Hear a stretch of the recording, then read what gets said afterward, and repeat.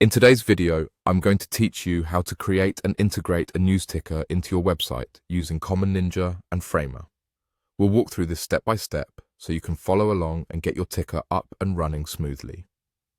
To start off, open up Common Ninja in your web browser. Once you're there, locate the search bar at the top of the page.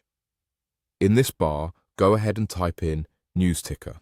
You're going to want to be patient for just a moment while the results load and show you the available options.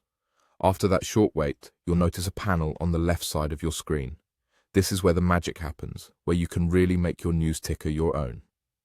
Take a moment to explore all the customization options available to you.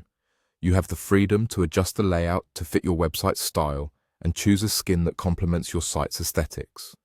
Experiment with these settings to find what works best for your needs. Once you're satisfied with your customizations, it's time to make your news ticker live. Find and click on the Publish button. This action finalizes everything and prepares your ticker for your next steps. With your news ticker now published, head over to your Common Ninja dashboard.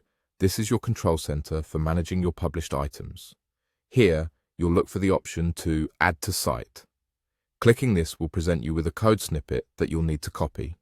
This is an important step, as this code is what integrates the news ticker into your website. Now, switch over to Framer, your design workspace. You'll want to click on the Insert button to start the embedding process. Under the Utility section, look for the option named Embed. You'll drag this onto your canvas where you want the news ticker to appear. This action creates a space for the news ticker to reside within your design layout. On the right side of your screen, a menu will appear dedicated to customization options for this newly added area. Look for the field that says HTML. Here, you will paste the code you copied earlier from Common Ninja. This step is what links everything together and allows the news ticker to appear within your site as intended. And there you have it. With those steps, you've successfully integrated a custom news ticker into your website.